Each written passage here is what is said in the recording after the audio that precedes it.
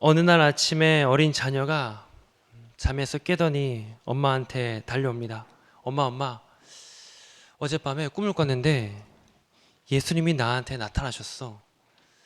나의 이름을 불러주시고 또 나를 안아주셨어. 이 아이는 지금도 엄마와 대화하는 중에서도 마치 예수님에 안긴 것처럼 그러한 행복한 표정을 짓고 있고, 그 이야기를 듣고 있는 엄마도 미소가 떠나질 않습니다. 혹시 여러분들에게도 그런 경험이 있으십니까? 저를 막 이렇게 쳐다보시는데 자, 주님의 그 부드러운 음성으로 나를 불러주시고 또 나를 안아주시고, 생각만 해도 황홀하지 않습니까? 사도 바울이 오늘 본문에서 그 경험을 이야기를 합니다.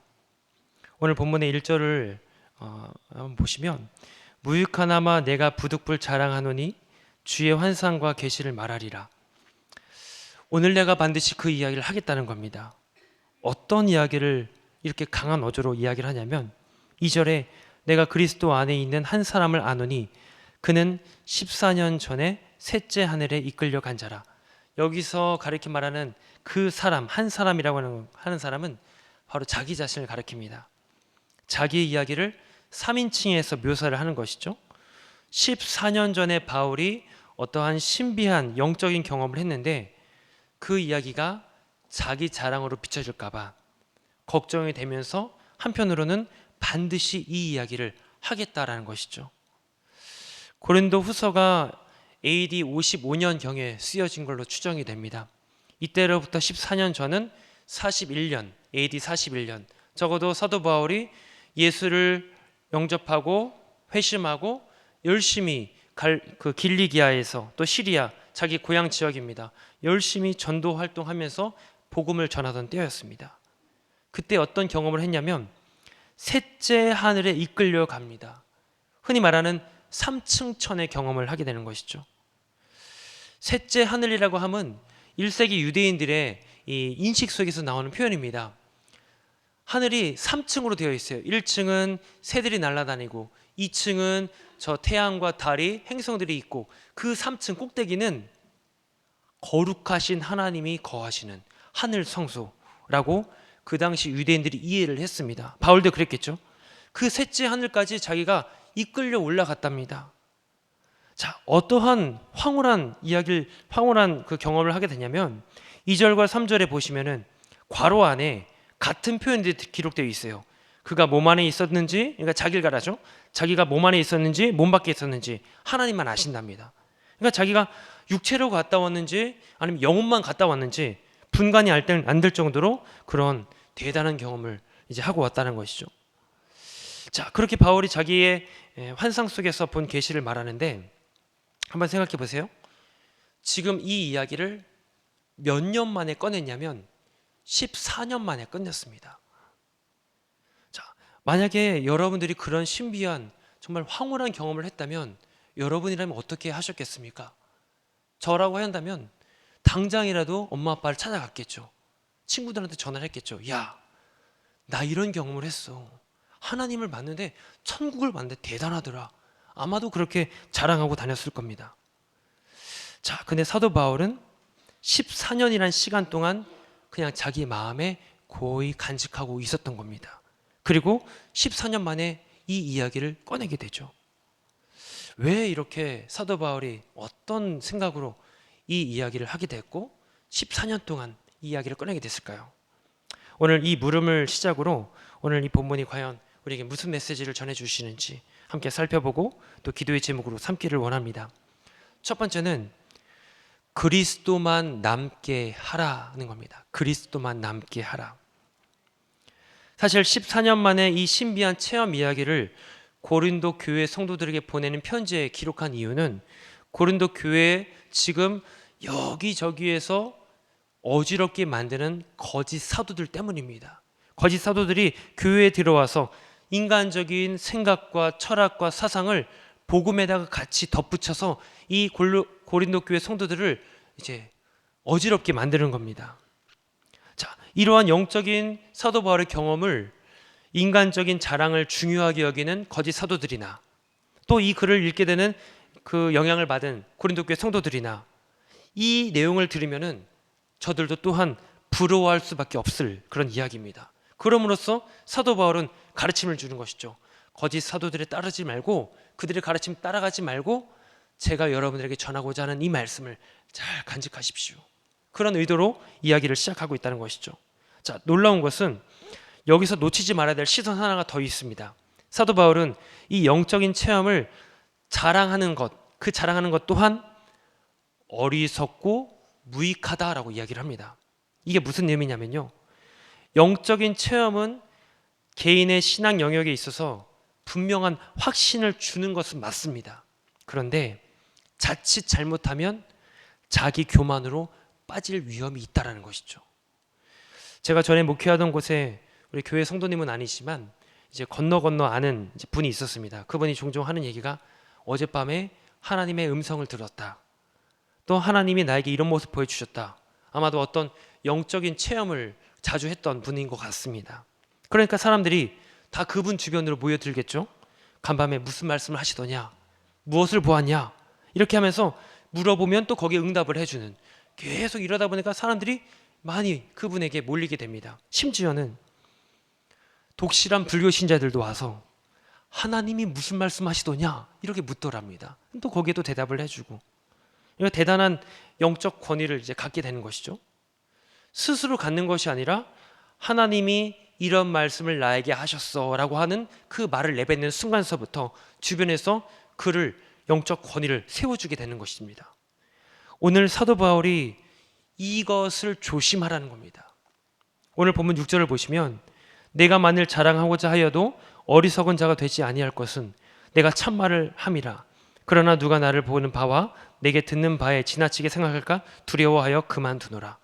앞서 말씀드렸듯이 이 글을 쓴 첫 번째 목적은 거짓 사도들 때문입니다. 그들로부터 고린도 교회 성도들을 지켜내기 위해서. 여러분, 만약에 거짓 사도들이 하나님이 나에게 뭔가를 보여주셨어, 그런 경험을 했다면 그들은 어떻게 했을까요? 말을 꺼내면서부터 성도들이 반짝반짝 거리는 눈으로 집중을 할 뿐만 아니라 자기가 경험한 것, 그 팩트만이 아니겠죠. 그 이상으로 과장하고 왜곡시켜서 성도들의 귀를 홀릴 정도로 그렇게 결국은 자기 자랑으로 이끌어갈 것입니다. 사도 바울은 그게 아니라는 것이죠. 내가 참말을 함이라. 신비한 경험을 통해서 나는 본 것, 들은 것, 내가 사실대로만 전하겠다. 그 이야기를 이렇게 하고 있습니다. 자, 그런데 사도 바울이 여러분 삼층천의 경험을 통해서 보고 들은 것을, 그 구체적인 내용을 얘기를 할까요, 안 할까요? 결국은 하지 않습니다. 삼층천에 올라갔다라는 사실만 이야기하고요, 여기 6절의 말씀 보신 듯이 그만두노라. 자, 여러분 4절 말씀 보십시오.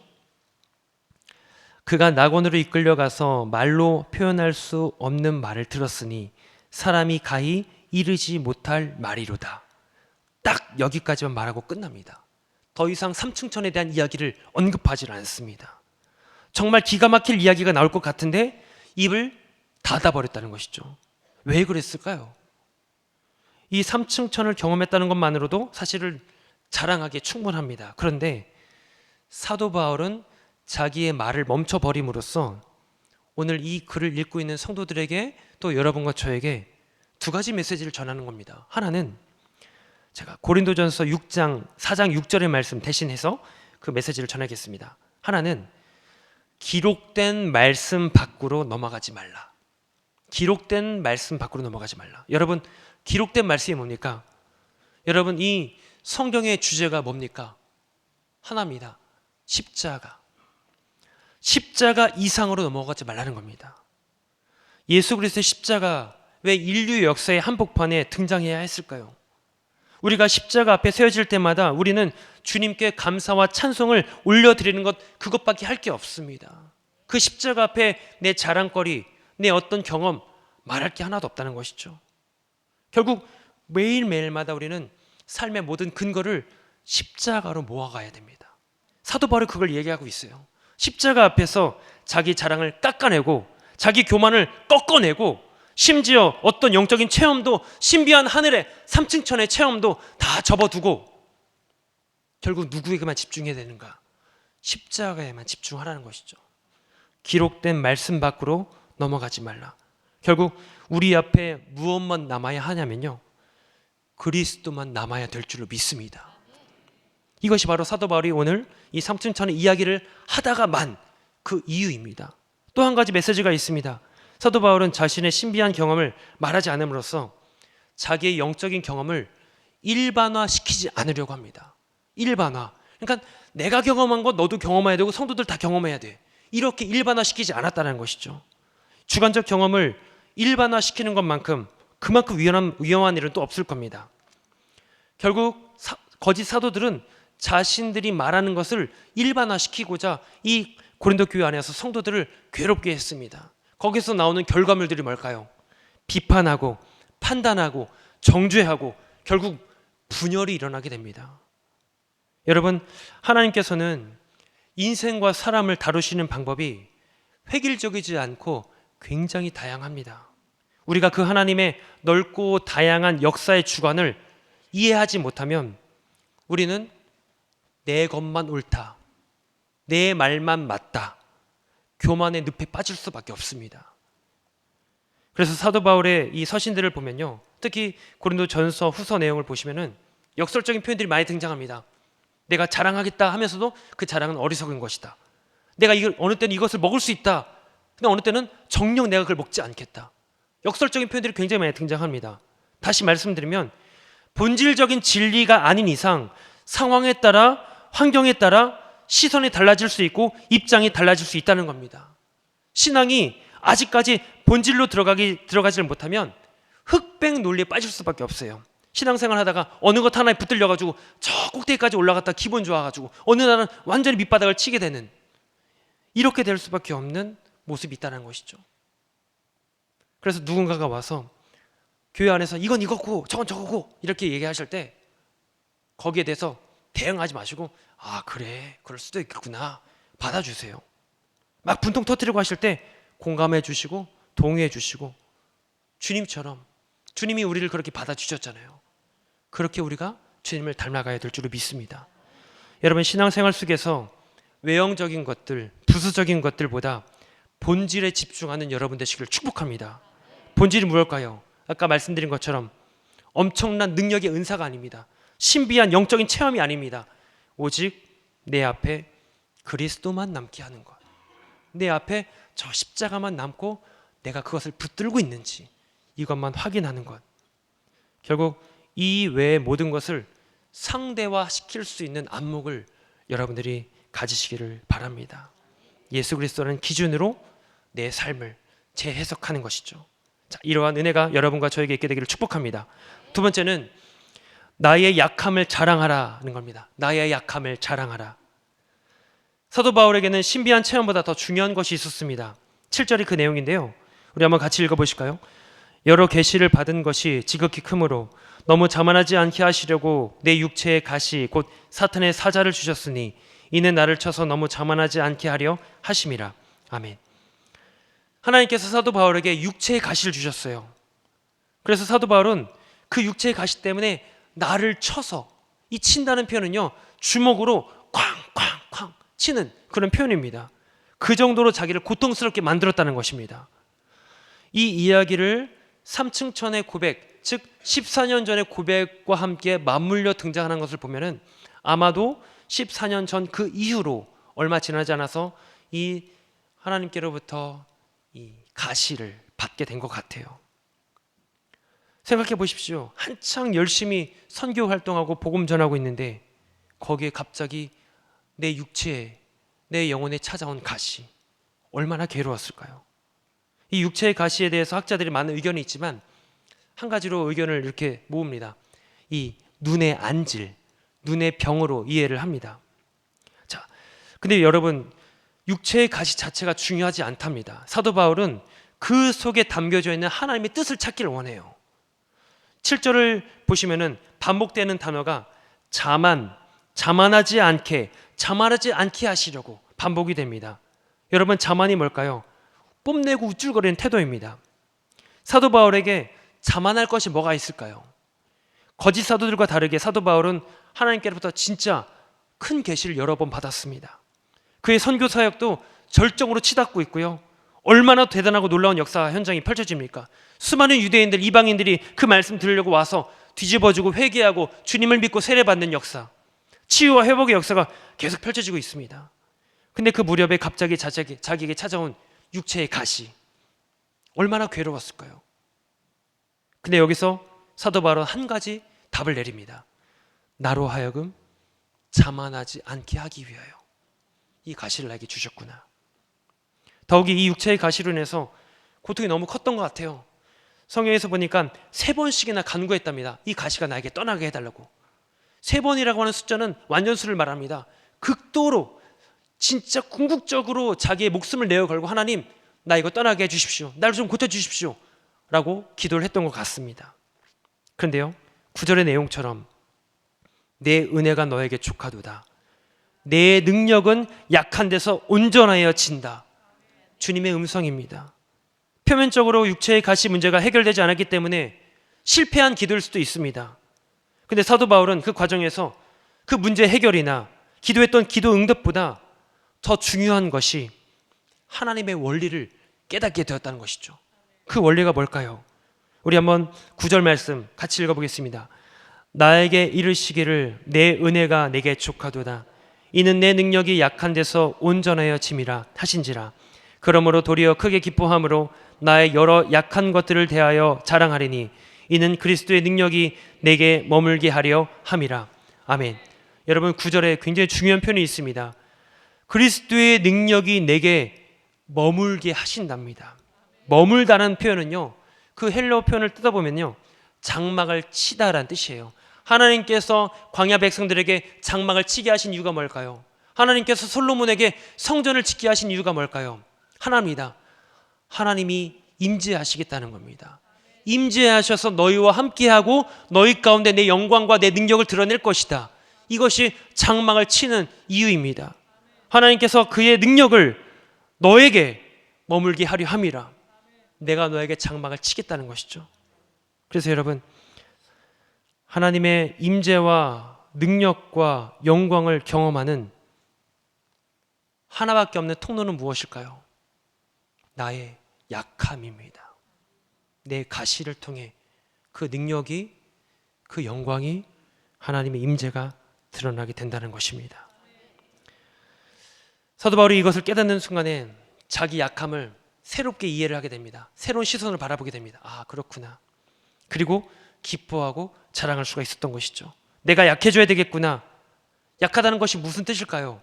말 그대로 내 자아의 포기입니다. 내가 마지막까지 움켜쥐고 자존심 지키려고 했던 그 마지막까지도 내려놓는 것을 이야기를 합니다. 그래야 거기에 하나님이 장막을 피시고 임재하시고 그 임재 속에 하나님의 영광을 보게 하시고 능력을 경험하게 하신다는 것이죠. 이 원리를 깨닫는 순간 고난에 대한 태도가, 시선이 바뀌어집니다. 아, 내가 약할 때, 내가 처절하게 부서질 때 비로소 하나님의 임재가, 능력이 나타나는 곳이나, 하나님이 나에게 능력을 주시는 게 아닙니다. 하나님이 오셔서 그 직접 능력을 펼치시는 겁니다. 그래서 우리는 여기서 이런 고백을 터뜨릴 수밖에 없습니다. 나의 강함과 성공보다 하나님이 함께 하시는 것이 답입니다. 나의 약함과 수치스러운 모습 안에서 주님의 능력이 나타난다고 한다면 저는 그것으로 기쁩니다. 이 고백이 여러분과 저의 고백이 되기를 바랍니다. 그래서 여러분, 내가 여전히 강함을 붙잡고 있는 한 하나님은 의도적으로라도 내 안에 개입하지 않으세요. 우리가 할 수만 있다면 힘을 빼시고 약해져야만 됩니다. 역설적으로 들리실지 모르겠지만 약해져야만 하나님이 우리 안에 장막을 치신답니다. 나라는 인생을 통해서 주님의 영광이 나타나시도록 주의 능력으로 인도함을 받는 여러분과 제가 되기를 주님의 이름으로 축원합니다. 끝으로 세 번째는요, 가시덤불에도 씨를 뿌리라 입니다. 가시덤불에도 씨를 뿌리라. 교회 역사에 있어서 누구보다 주님께 온전히 붙잡혀서 아름답게 쓰임받았던 복음 증거자 사도 바울에게도 고통스럽고 괴로운 가시가 있었습니다. 그 가시는 누구에게나 있을 겁니다. 견디기 힘든 큰 가시가 있겠고, 견딜 만한 작은 가시도 있겠고, 어쩌면 그 가시는 나를 낳아주신 부모님도 모르고 자녀들도 몰라주는 가시일 수도 있습니다. 심지어 부부간에도 서로 모르는 감추어진 가시들이 있을 수도 있습니다. 여러분에겐 어떤 가시가 있습니까? 그 가시는 여전히 내 안에서 여기저기를 찔러서 너무 괴롭고 아프고, 어쩌면 사도 바울의 간곡한 기도처럼 하나님 제발 이 가시 좀 빼주십시오. 나 죽을 것만 같으니까 제발 좀 빼주십시오 하실 수도 있습니다. 심지어는 너무 고통스러운데 겉으로는 아무렇지도 않은 척 하고 다녀야 되는데 그것이 더 힘듭니다. 하나님 해결해 주십시오. 그러시는 분들도 있을 겁니다. 근데 여러분, 언제부턴가 이 가시는 내 안에서 또 다른 가시들을 만들어냅니다. 나를 찌르며 들어왔던 가시는 이제 내 밖으로 가시를 돋우어서 누구도 나에게 다가오지 못하게 만드는, 내 자신도 손댈 수 없는 가시 덤불로 만들어가고 있지 않습니까? 시인이자 가수인 하덕규 씨가 작사 작곡한 가시나무라는 노래 잘 아실 겁니다. 후에 이제 조성모 가수 조성모 씨가 불러서 더 유명한 노래인데요. 가사를 제가 한번 읽어드릴게요.